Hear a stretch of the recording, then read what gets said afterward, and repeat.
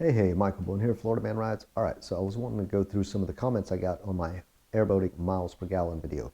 If you haven't checked it out yet, go check it out, come back, and let's go over the comments together. All right, so let's get into it. Justin Proctor writes, going from a GPU, covering basically the same ground, I'm getting better mileage with my injected 5.3 LS. I was always having to hammer the GPU to get anywhere. The LS is far from stock, but with the aux-box ratio I'm running, not turning a bunch of RPMs at cruise speed. Not to mention, it's a totally different animal when I get after it, opposed to the GPU, I assume. Got a new hull on the way. I'll get some real numbers when I get back out there. See, that's what I was thinking. All my airboating life, there's been no way to track actually how far you've gone. You had to estimate in your head. And one person's estimate is much different than another person's estimate. Believe me, I know. My dad's estimate, I think, is always way over, and mine is probably way under. He would say, oh, we went, 20 miles through the marsh. And I'm thinking, nah, I don't think that was how far we went. I think we maybe went more like 10 miles. It's probably somewhere in the middle. But now we got a way to track. So that's what I was wanting to, let you guys know. This base map app is awesome. Not only can you, track how far you've gone, but you can go into the app and lay a line and measure distances between here and there. All right, and we'll get back into that later. All right, let's get back into some more of these replies. All right, Andrew writes, I get about the same 2.5 on my 15-foot Diamondback with the LS3 and 2.35 to 1 gearbox. So 2.5 seems to be, I'm getting two people saying 2.5 is a good estimate on a LS. I finally got around to filling my boat back up. It took a lot less fuel than I thought it was going to. I think. I say that because the way I fill it up is I take my 5-gallon cans to the airport where I work every day, fill them up, transport them back, put them in the boat. Because the gas at the airport where I'm going is a lot cheaper than the gas at, Paradise Island or up at the gate where they sell avgas, like $1.50 cheaper per gallon. And I'm going there anyways, so it's no skin off my back to just fill it up at the self-serve at the airport and then transport it back. Anyways, so unless I forgot 5 gallons that I put into the boat somewhere, I only put back in 13.5 gallons, which is a big difference between 18 gallons. It's a full 5 gallons. And I got it higher up on the, higher up in the tank than I did whenever I went out that day. But that goes back to the whole, I'm having a little bit of trouble tracking how much fuel I'm actually burning. I've always, been like most people, as long as there's gas in it, let's ride. But I actually want to just know, just for my peace of mind.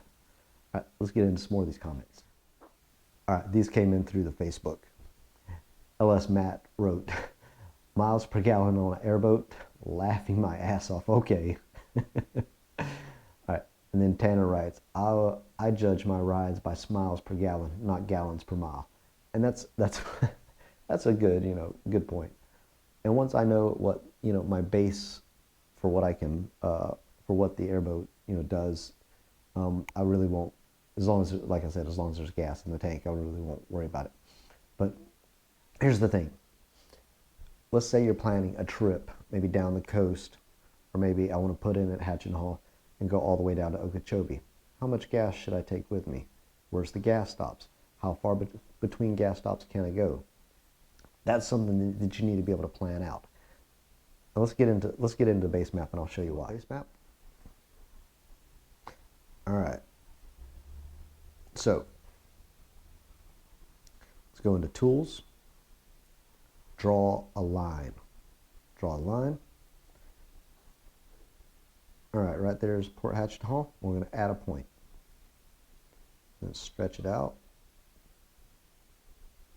As the crow flies, it's 5 miles. Add a point. Stretch it out down Kissimmee River. Now this is as the crow flies. And I could go and, really track the coast if I wanted to. And get a better representation. Look at that. Look at that. All right, so if I put in a hatch and hull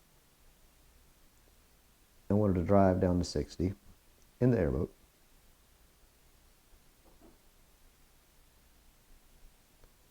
there we go. There's Highway 60. Let's zoom in a little bit.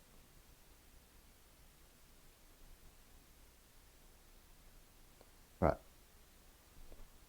So that's 24 miles. How much fuel have I burned so far? How far have I got to go? Is there a gas stop there at 60? I don't know. All right. So let's say, for argument's sake, that I want to go down to the big O. So let's zoom out. And let's drag that line all the way down. Eventually. C. Scott Diver Park. Is there a fuel stop there?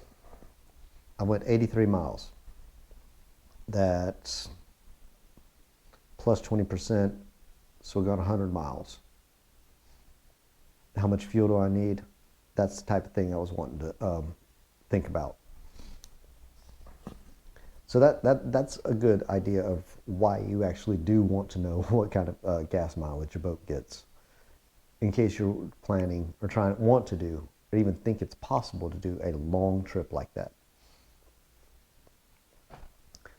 Is it possible to go from Hatch and Hall or Lake Kissimmee all the way down to the Big O? Somebody let me know in the comments section below me. And we'll see you out there, all right?